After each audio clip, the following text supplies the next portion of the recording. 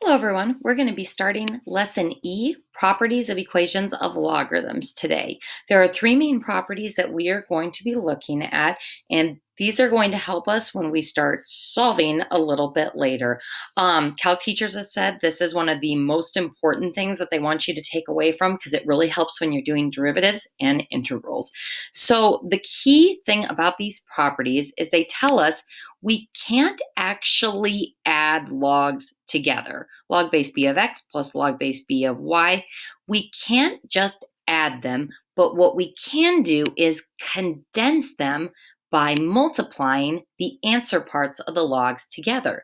So if the logs are separated by addition, we can condense them by multiplying the answer parts. So for example, if I have log base 2 of 3 plus log base 2 of 4, because these two logs are separated by addition, we can condense them by multiplying the answer parts together.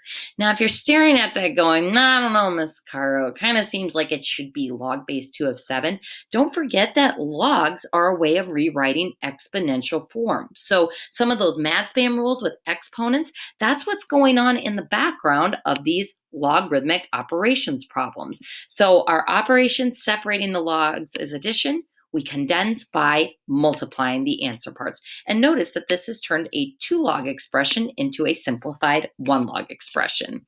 As you can probably guess, if the logs are separated by subtraction, then we condense by division, where the first log's answer part goes on the top and the second log's answer part goes on the bottom. So if I have log base 2 of 3, minus log base 2 of 4, the two logs are separated by subtraction, so we can condense by division. And again, notice that we turned a 2-log expression into a 1-log expression. So we can't actually add and subtract, but we can condense the logs. Now, the interesting thing is that on some problems, we're actually going to be doing the reverse of condensing, which we call expanding the logarithmic expression. So I could also work backwards and say, if the answer part is joined by multiplication, then we can expand it into 2 logs that are separated by addition. If the answer part has division within it, then we can separate it into 2 logs that are joined by subtraction. So addition to multiplication, subtraction to division, which I'm sure most of you are accepting at face value. It's like, okay, I guess that makes sense.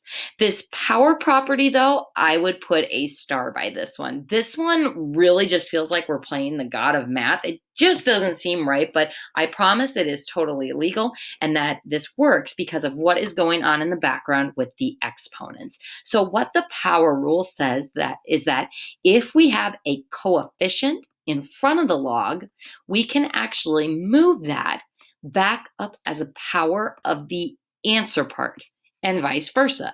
If I have a power in the answer part, we can move it back out in front as a coefficient. So if I have 2 times log base 2 of 3, we can actually move that 2 back up as a power of 3. So this would actually simplify to be log base 2 of 3 squared.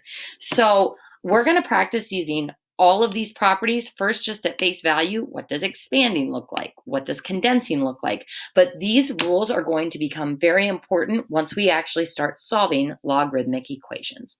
So we're going to go ahead and take a look at expansion first. Now, my little trick with expand is we want everything on the land, as in everything at ground level. So that means no exponents. And when we're expanding, we want as many separate simple logs as possible.